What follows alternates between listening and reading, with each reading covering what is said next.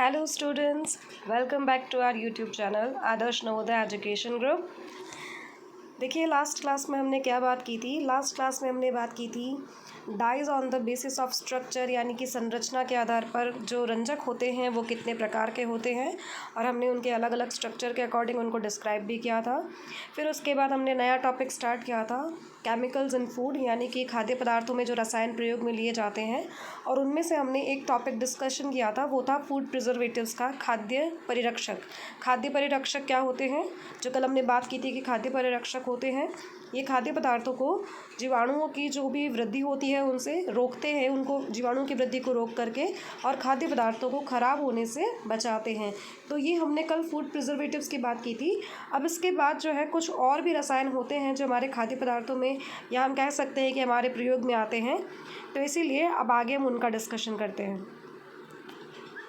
चलिए अब हम बात करते हैं किसकी, आर्टिफिशियल स्वीटनर्स की। आर्टिफिशियल स्वीटनर्स या हम कह सकते हैं कृत्रिम मधुरण कर्मक, ये क्या होते हैं?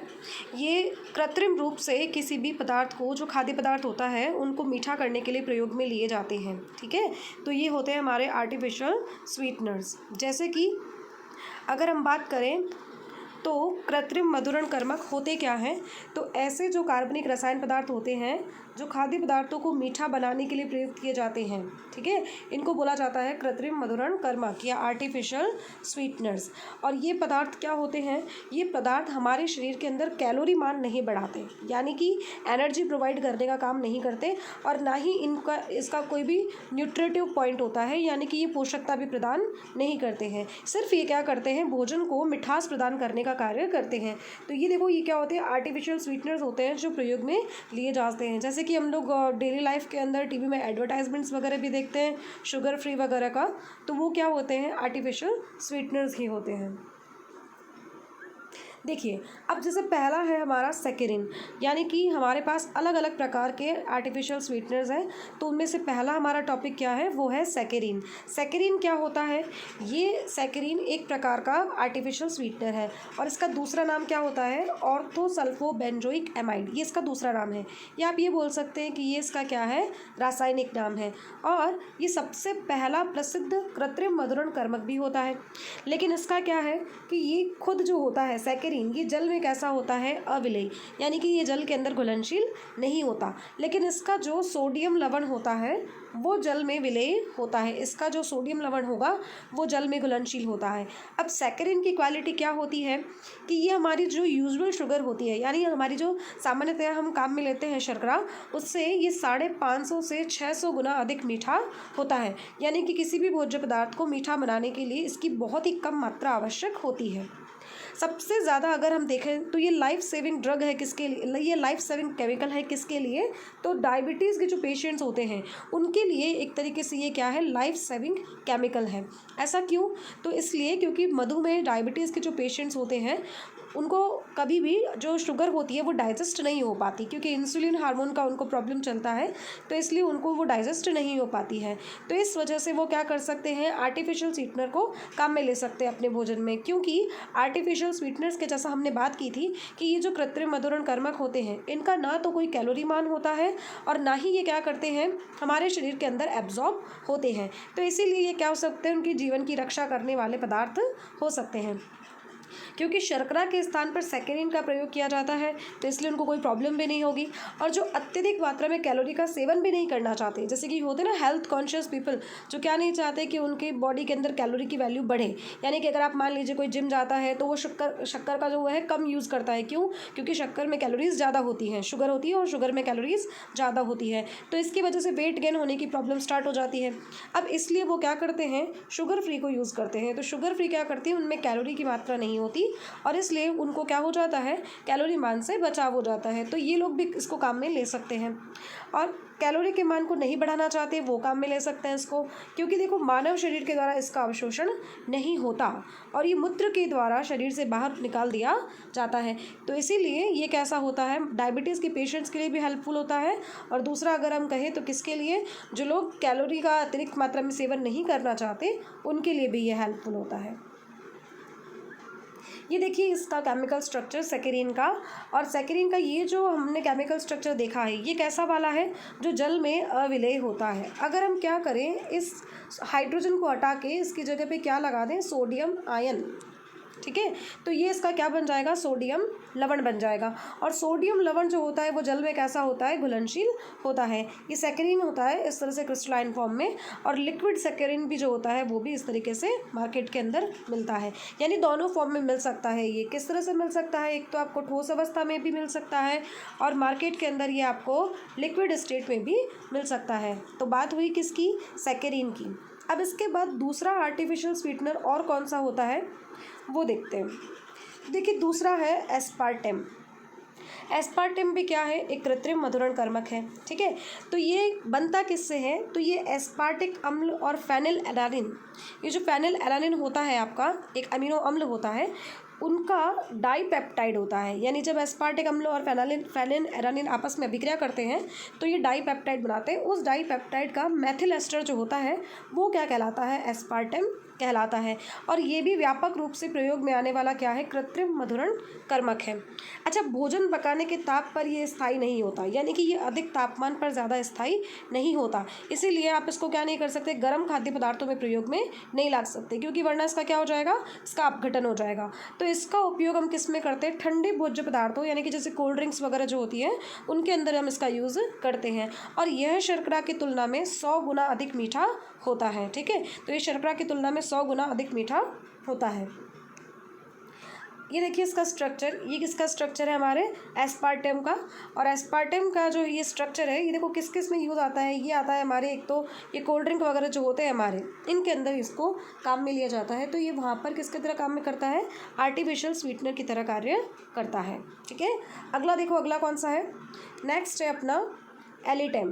एलिटेम भी क्या होता है, एलिटेम भी एक प्रकार का आर्टिफिशियल स्वीटनर है, लेकिन इसकी जो शक्ति होती है यानी कि इसकी जो पोटेंसी होती है वो बहुत ज़्यादा होती है। तो ये उच्च शक्ति वाला क्या है, कृत्रिम मधुरण कर्मक है। और इसका उपयोग करते समय भोजन की मधुरता को नियंत्रित करना कठिन होता है। ऐसा क्यों, क्योंकि इसकी बहुत ही कम मात्रा जो होती है, बहुत ही कम मात्रा, वो भी क्या कर सकती है, भोजन को मिठास प्रदान कर सकती है। और ऐसा क्यों, क्योंकि ये शर्करा की तुलना में 2000 गुना अधिक मीठा होता है, बहुत ज़्यादा मीठा होता है ये, इसलिए भोजन की मधुरता को इसके द्वारा नियंत्रित करना कैसा हो जाता है, कठिन हो जाता है। और यह एस्पार्टेम की तुलना में अधिक स्थायी होता है, ठीक है। ये होता है हमारे एलिटेम का केमिकल स्ट्रक्चर। तो ये एलिटेम का केमिकल स्ट्रक्चर होता है कि किस तरह की इसकी संरचना बनी हुई होती है। ये देखिए ये है एस्पार्टेम, ठीक है। ये एस्पार्टेम होता है, बेकरी वगैरह के जो आइटम्स होते हैं उनको मीठा वगैरह करने के लिए काम में आता है। ये अलग अलग तरीके से हम इसको काम में ले सकते हैं। तो ये भी क्या है, एक आर्टिफिशियल केमिकल स्वीटनर है। नेक्स्ट क्या है अपना, तो अगला है सुक्रालोस। अब सुक्रालोस क्या होता है, सुक्रोज शर्करा तो हम सबने सुन रखी है, केन शुगर जिसका नाम हम जानते हैं, ग्लूकोज और फ्रक्टोज से मिलकर के बनी होती है। तो ये क्या है, सुक्रोज एक डाइसैकेराइड शुगर होती है, और सुक्रालोस जो है ये इसी सुक्रोज का क्या है, ट्राईक्लोरो व्युत्पन्न, यानी कि 3 क्लोरो जो है वो हमने यहाँ पे क्या करवा रखे हैं, सब्सटीट्यूट करवा रखे हैं। तो ये सुक्रोज का ही क्या है, ट्राईक्लोरो व्युत्पन्न है। ये स्वाद में और दिखने में दोनों में ही कैसा होता है, नॉर्मल हमारी शुगर जैसा ही होता है, और भोजन पकाने के ताप पर स्थायी भी होता है, इसलिए आप इसको मीठा करने के लिए कहीं पे भी काम में ले सकते हैं। दूसरी चीज़ क्या है कि ये शरीर में कैलोरी भी प्रदान नहीं करता, क्योंकि आर्टिफिशियल स्वीटनर की हमने बात की है, और हमने क्या कहा कि आर्टिफिशियल स्वीटनर्स जो होते हैं ये हमारे भोज्य पदार्थ को मीठा तो करते हैं लेकिन हमारे शरीर में किसी भी प्रकार की कैलोरी प्रदान नहीं करते। और ये कितना मीठा होता है, तो यह शर्करा की तुलना में 600 गुना अधिक मीठा होता है, ठीक है। आगे बात करते हैं, देखो ये इसका केमिकल स्ट्रक्चर है सुक्रालोज का, जो सुक्रोज जैसा ही होता है, बस इसके अंदर इसका हमने क्या कर दिया है, इसको ट्राईक्लोरो डेरिवेटिव में चेंज कर दिया है। ये होता है हमारा सुक्रालोज, ठीक है। और मार्केट के अंदर सुक्रालोज मिलता भी है। तो ये क्या है, हमारा आर्टिफिशियल स्वीटनर है सुक्रालोज, जो भोजन को मीठा करने के लिए काम में लिया जाता है। और इसका कैलोरी मान कुछ भी नहीं होता, शरीर में एब्जॉर्ब नहीं होता, मूत्र के द्वारा बाहर उत्सर्जित भी कर दिया जाता है। अगला क्या है, प्रतिऑक्सीकारक। ये भी खाद्य पदार्थों में प्रयुक्त किए जाने वाले ही केमिकल्स होते हैं।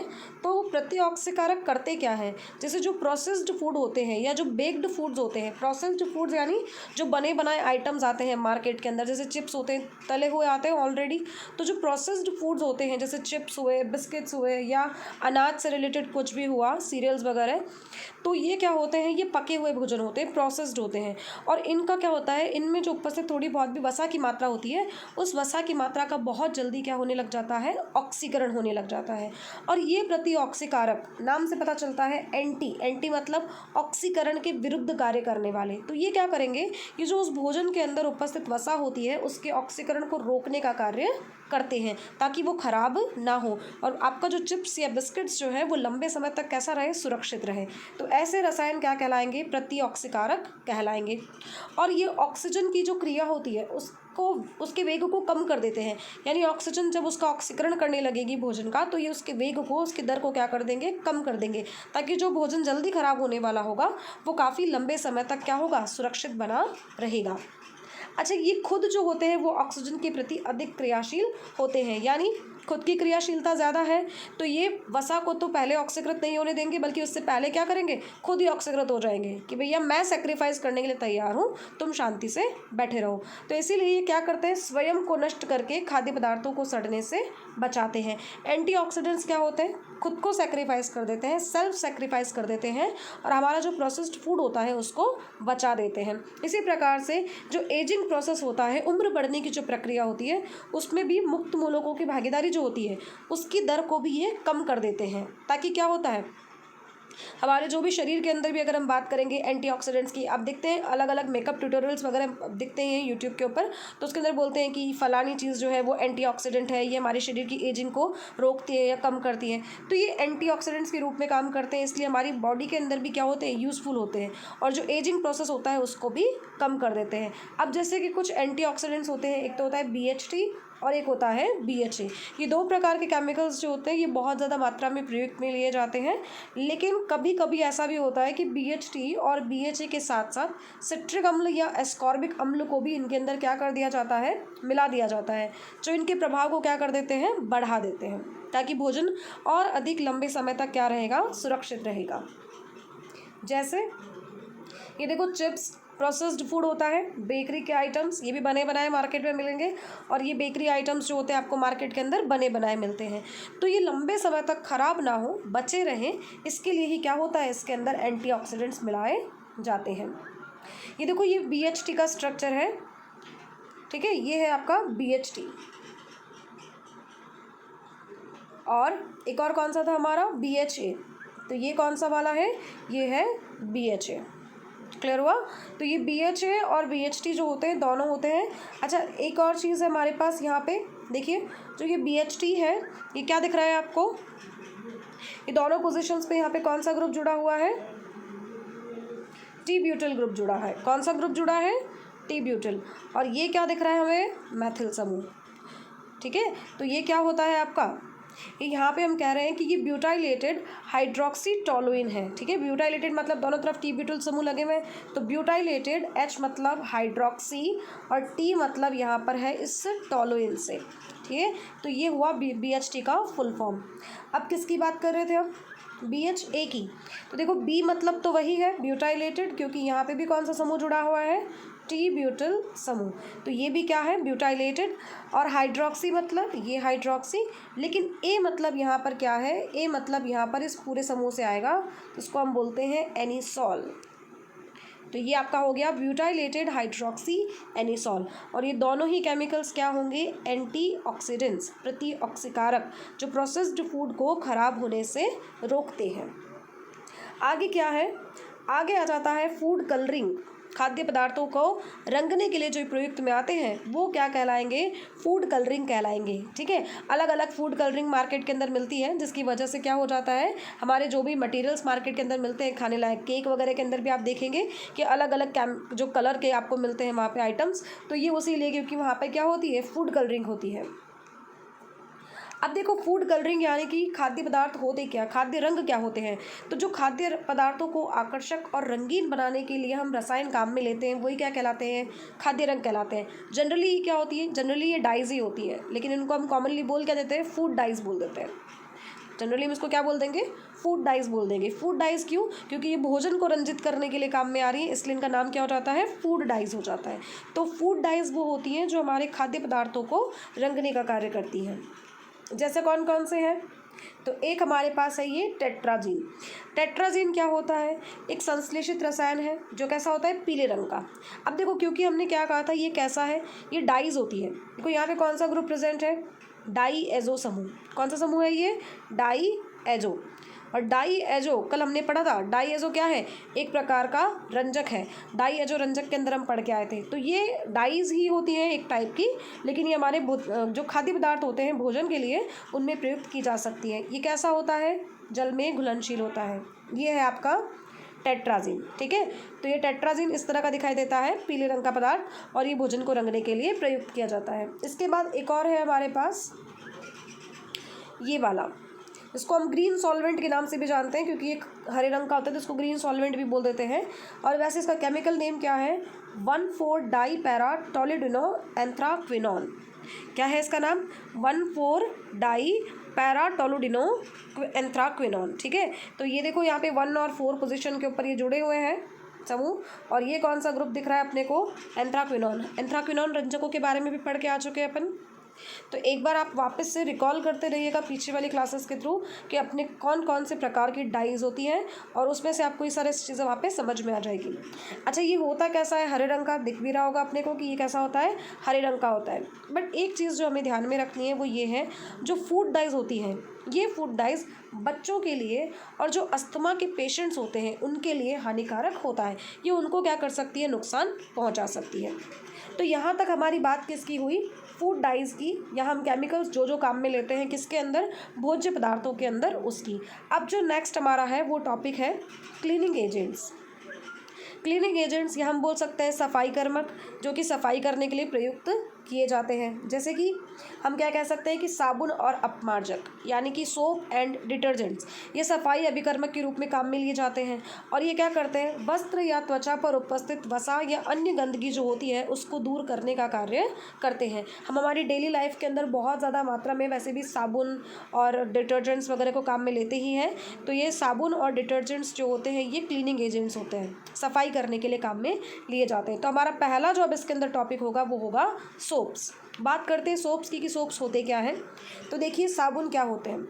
एक अगर हम केमिकल लैंग्वेज के अंदर इसके डेफिनेशन की बात करें तो जो उच्च वसा अम्ल होते हैं, देखो पहली चीज़ उच्च वसा अम्लों का मतलब क्या है, जिनके अंदर कार्बन का मान क्या हो, ज़्यादा हो, यानी कि जिनके अंदर नंबर ऑफ कार्बन एटम्स कैसे होंगे, हायर होंगे, ज़्यादा होंगे, वो क्या कहलाएंगे, उच्च वसा अम्ल कहलाएंगे।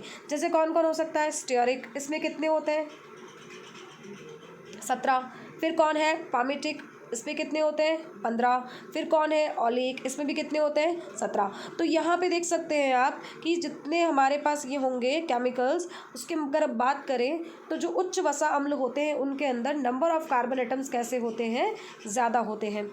और इन उच्च वसा अम्लों के ही सोडियम या पोटेशियम लवण जो होते हैं वो क्या कहलाते हैं, साबुन। क्योंकि देखो केमिकल अगर मैं बात करूँ RCOOH, कॉमनली अगर हम कहें तो ये क्या है, ये RCOOH हमारा वसा अम्ल है। कोई भी मान लीजिए R के अंदर हम मान रहे हैं कार्बनों की संख्या बहुत ज़्यादा है, तो ये कार्बन हमने कह दिया ज़्यादा है, ठीक है। तो ये क्या है, हमारा उच्च वसा अम्ल हो गया। अब इनके सोडियम या पोटेशियम लवण, और वो कैसे बनेंगे, तो क्योंकि ये हाइड्रोजन जो हम यहाँ पे कहते हैं इसकी प्रकृति कैसी होती है, अम्लीय प्रकृति इसकी होती है। और अगर इसकी प्रकृति अम्लीय होती है तो हम इसको आसानी से क्या कर सकते हैं, यहाँ से हटा करके, और इसकी जगह पर किसको काम में ले सकते हैं, इसकी जगह पे हम सोडियम या पोटेशियम आयनों को प्रयुक्त कर सकते हैं। अब जो ये बनेगा वो क्या हो जाएगा, उच्च वसा अम्लों का सोडियम या पोटेशियम लवण हो जाएगा। तो यही जो उच्च वसा अम्लों के सोडियम या पोटेशियम लवण होते हैं ये किसकी तरह व्यवहार करते हैं, साबुन की तरह व्यवहार करते हैं। दूसरी चीज़ क्या है अब कि ये जो होते हैं जैसे कि संतृप्त वसा अम्ल, अब ये भी दो प्रकार के हो सकते हैं। अगर R जो है उस R के अंदर डबल बॉन्ड आ जाए तब तो असंतृप्त आ जाएगी, और अगर R में केवल क्या रहे, सिंगल बॉन्ड, तो वो क्या रहेगा, संतृप्त रहेगा। तो संतृप्त वसा अम्लों के जो सोडियम लवण होंगे ये तो कहलाएंगे कठोर साबुन, जबकि असंतृप्त वसा अम्लों के जो पोटेशियम लवण होंगे ये कहलाएंगे मृदु साबुन। तो सोडियम और पोटेशियम लवण जो होते हैं उनकी वजह से हमें हार्ड सोप्स और सॉफ्ट सोप्स भी मिलते हैं। बात समझ में आ गई? यहाँ पे फिर से रिवाइज कर लेते हैं एक बार कि उच्च वसा अम्लों के जो सोडियम और पोटेशियम लवण होते हैं वो क्या कहलाते हैं, साबुन कहलाते हैं। आगे बढ़ते हैं। देखो साबुन मार्केट के अंदर बहुत सारे मिलते हैं, अलग अलग तरीके के मिलते हैं, अलग अलग कंपनी के भी मिलते हैं, हिमालय के भी मिलेंगे, संतूर के भी मिलेंगे। संतूर का तो ऐड बहुत अपन देखते हैं टीवी के अंदर, है ना। हाँ, तो वही है ये संतूर। और ये भी देखो बहुत सारे केमिकल सोप्स होते हैं, अलग अलग होते हैं। साबुन भी अलग अलग प्रकार के होते हैं, ऐसी कोई बात नहीं है, क्योंकि आप जानते हो साबुन जो होंगे वो मेडिसिनल प्रॉपर्टीज़ भी रख सकते हैं। डिफरेंट डिफरेंट टाइप के सोप्स हमारे पास हो सकते हैं। नेक्स्ट देखते हैं कि ये बनता कैसे है। देखो सपोनिफिकेशन, सपोनिफिकेशन का मतलब हुआ साबुनीकरण। साबुनीकरण यानी वह प्रक्रिया जिससे साबुन का निर्माण होता है उसको अपन क्या बोलते हैं, सपोनिफिकेशन बोलते हैं। और इसको हम बोल रहे हैं कि ये बनता कैसे है। तो देखिए क्या है, साबुन जो होता है वो कैसे बनेगा, आप वसा या तेल ले सकते हैं। वसा या तेल की अभिक्रिया जब किससे कराई जाती है, क्षार से कराई जाती है। तो ये वसा और तेल का क्या कर देता है, क्षारीय जलपघटन कर देता है, और उसके बाद जो मिलता है हमें वो क्या होता है, साबुन, सोप। यानी कि जब वसा या तेल की अभिक्रिया किससे कराई जाती है, क्षार से करवाई जाती है, तो क्या प्राप्त होता है, साबुन प्राप्त होता है। और साथ में हमें यहाँ पे एक कंपाउंड और मिलेगा जिसका नाम होता है ग्लिसरीन। क्या नाम होता है उसका, ग्लिसरीन। ये मिलता है हमें। आगे इसके हम केमिकल रिएक्शन को और देखते हैं, डीपली स्टडी करेंगे इसको कि किस तरह से ये बनता है। क्लियर? देखो ये है साबुनीकरण, सपोनिफिकेशन। क्या बोला था अपन ने अभी कि वसा या तेलों के क्षारीय जलपघटन से, ये देखो ये क्षार है और क्षार के द्वारा हम इसका क्या करवाने वाले हैं, जल अपघटन। तो हम इस बॉन्ड को तोड़ेंगे, ठीक है, तीनों बॉन्ड्स टूटेंगे। और जब ये बॉन्ड्स टूटेंगे तो आप क्या कहेंगे कि यहाँ तो मिलेगा H और यहाँ दिया जाएगा ONA, O minus Na plus. तो इस प्रकार से क्या अलग हुआ, यहाँ से RCOONA और यहाँ से क्या निकला CH2OH। इसी प्रकार से तीनों बंद टूटेंगे, ये वाला भी और ये वाला भी। तो देखो आपको क्या मिलेगा, 3 मोल मिलेंगे साबुन के और 1 मोल किसका मिलेगा, ग्लिसरॉल का। तो वसा और तेलों के क्षारीय जलपघटन से साबुन के निर्माण की प्रक्रिया साबुनीकरण कहलाती है। बात समझ में आई क्या? देखो फिर से एक बार, क्या बोला अपन ने, ये क्षार है, ठीक है, ये क्या है, क्षार। और ये क्षार क्या करेगा, ये इन बॉन्ड्स को ब्रेक करेगा, 1 2 और 3, तीनों बॉन्ड को तोड़ेगा। तीनों बॉन्ड को तोड़ने के बाद वो क्या करेगा, तो देखो ये तीनों बॉन्ड्स टूटेंगे, 1 2 और 3। अच्छा, यहाँ पे आप क्या जोड़ेंगे, H प्लस, और इधर आप क्या जोड़ेंगे, O माइनस Na। क्लियर? तो इस तरह से हमें क्या मिल जाएगा, हमें मिलेगा यहाँ तो एक ग्लिसरॉल, और क्या बोलोगे, और क्या मिलेगा आपको, दूसरा मिल जाएगा अपने को ये साबुन। तो इस प्रकार से हमें यहाँ पे क्या मिल जाती है, साबुन मिल जाती है। ठीक है, ये तो बात किसकी हुई, साबुनीकरण की। तो साबुनीकरण की प्रक्रिया समझ में आ गई। चलो आगे बढ़े हम। नेक्स्ट क्या है कि जो वसा और तेल की हम बात कर रहे हैं वो क्या होते हैं। तो वसा या तेल क्या होते हैं, लंबी श्रृंखला युक्त कार्बोक्सिलिक अम्ल होते हैं। लंबी श्रृंखला मतलब वही जिनके अंदर कार्बन की संख्या कैसी होगी, ज़्यादा। तो ये लंबी श्रृंखला युक्त कार्बोक्सिलिक अम्लों और ग्लिसरॉल से निर्मित ट्राई एस्टर होते हैं। जब कार्बोक्सिलिक अम्ल की अभिक्रिया किससे करवाई जाती है, अल्कोहल से करवाई जाती है, तो क्या प्राप्त होते हैं, एस्टर। तो कार्बोक्सिलिक अम्ल और ग्लिसरॉल क्या है, अल्कोहल है। इससे निर्मित ट्राई एस्टर क्या कहलाते हैं, वसा या तेल कहलाते हैं। अब वसा या फैट क्या हो सकती है, संरचनाएं दोनों की लगभग समान होती है, कोई अंतर नहीं होता। अंतर जो होता है वो ये होता है कि वसाओं के अंदर, वसाओं में कार्बनिक श्रृंखलाओं में पाई जाती है संतृप्तता। संतृप्तता मतलब कार्बन कार्बन सिंगल बॉन्ड, ठीक है। लेकिन तेलों में क्या पाई जाती है, असंतृप्तता, यानी कि कार्बन कार्बन डबल बॉन्ड यहाँ पे आपको मिलेगा। तो तेलों में तो होती है असंतृप्तता और वसाओं में होती है संतृप्तता। यही डिफरेंस होता है दोनों के स्ट्रक्चर में। और यही कारण होता है कि इन वसाओं में क्या होता है, वांडरवाल बल जो होते हैं वो तेलों की तुलना में कैसे होते हैं, प्रबल होते हैं। इसलिए आप देखते हैं कि रूम टेम्परेचर पर या कमरे के ताप पर जो वसा होती है वो आपको कैसी अवस्था में मिलती है, ठोस अवस्था में। घी कैसा होता है, ठोस अवस्था में, या बटर कैसा होता है, ठोस अवस्था में, ठीक है। लेकिन तेल सदैव कैसे पाए जाएंगे, द्रव अवस्था में। क्यों, क्योंकि इनमें क्या है, इनमें असंतृप्तता है, और वसाओं में क्या है, संतृप्तता है। तो इस वजह से वसाएं हमें किस अवस्था में मिलेंगी, ठोस अवस्था में, लेकिन तेल हमें किस अवस्था में मिलेंगे, द्रव अवस्था में। ओके, चलो नेक्स्ट देखते हैं। इसके बाद ये देखो, यहाँ पे एग्जाम्पल लिया है हमने बटर का। बटर मतलब फैट, फैट यानी वसा, और वसा क्या होती है, जिसके अंदर कार्बन कार्बन एकल बंध या सिंगल बॉन्ड्स पाए जाते हैं। तो ये देखो यहाँ पे बनाया है ग्लिसरल ट्राई स्टीयरेट। ये ग्लिसरल ट्राई स्टीयरेट क्या है, ये यहाँ पर आपको 17 कार्बन का एक अम्ल दिखेगा, 18 कार्बन का बोल सकते हो उसको आप, क्योंकि ये CO समूह भी इसी में इंक्लूडेड है। तो 18 कार्बन का जो हमारे यहाँ पर ये अम्ल है, स्टीयरिक अम्ल, इस स्टीयरिक अम्ल जो है, इसने जब ग्लिसरॉल से अभिक्रिया करी, ये पूरा एक अणु है ग्लिसरॉल का, और ये 3 अलग अलग अणु थे किसके, स्टीयरिक अम्ल के। तो आपस में अभिक्रिया करके इन्होंने क्या बना दिया, एक ट्राई स्टीयरीन, या बोल सकते हो ट्राई एस्टर बना दिया। लेकिन यहाँ पे बस कॉमन चीज़ क्या है वो ध्यान रखने लायक, क्योंकि ये फैट है, तो इस फैट में ये जो बॉन्ड्स हैं, ये सारे बॉन्ड्स कैसे होंगे, CH2 यूनिट्स के बीच के सारे ही सिंगल बॉन्ड्स होंगे। तो यहाँ पे तो पाए जाएंगे सारे के सारे सिंगल बॉन्ड्स। इसके बाद एग्जाम्पल है किसका, ऑयल का। ये देखो ऑयल, ऑयल क्या बोल रहे हैं, ग्लिसरल ट्राई ऑलिएट। तो ग्लिसरॉल ट्राई ऑलिएट में देखिए क्या है, यहाँ पे कौन सा बॉन्ड दिखाई दे रहा है आपको, डबल बॉन्ड। डबल बॉन्ड मतलब अनसैचुरेशन, असंतृप्तता जिसको हम बोल रहे हैं। तो तेलों के लिए हमने क्या बोला था, उनमें कार्बन कार्बन डबल बॉन्ड पाए जाते हैं, जबकि वसाओं में क्या होते हैं, कार्बन कार्बन सिंगल बॉन्ड ही पाए जाते हैं। डिफरेंस क्लियर हो गया दोनों का, कि वसा क्या होती है और तेल क्या होते हैं। रिकॉल कर लेना फिर से, वसा वो होंगी जिसके अंदर जो होंगे संतृप्त वसीय अम्ल पाए जाएंगे, सैचुरेटेड होंगे, कार्बन कार्बन सिंगल बॉन्ड। जबकि तेलों में क्या होगा, तेलों में असंतृप्तता पाई जाएगी, यानी कार्बन कार्बन डबल बॉन्ड्स वहाँ पर आपको मिलेंगे। ओके,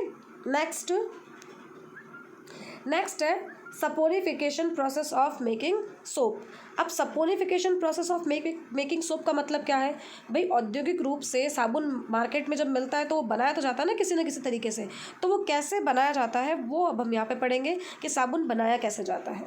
देखते हैं इसको। देखिए, साबुन निर्माण की प्रक्रिया, अभी अपन ने रिएक्शन देखी थी, उसमें क्या देखा था कि 1 मोल तेल या वसा और 3 मोल NaOH की क्रिया से क्या बनेगा, 1 मोल ग्लिसरीन और 3 मोल साबुन प्राप्त होता है। ठीक है, तो 1 मोल तेल या वसा की अभिक्रिया जब 3 मोल क्षार से करवाई जाती है तो वहाँ पे आपको 1 मोल ग्लिसरीन और 3 मोल साबुन जो होता है वो प्राप्त होता है। और अब क्या होता है, जब उच्च वसीय अम्लों के ट्राई एस्टर का जलपघटन होता है, रिएक्शन देख के आए थे अपन, हमने क्षारीय जलपघटन करवाया था, तो साबुन जो प्राप्त होता है हमें वो किस रूप में प्राप्त होता है, कोलॉइडी रूप में।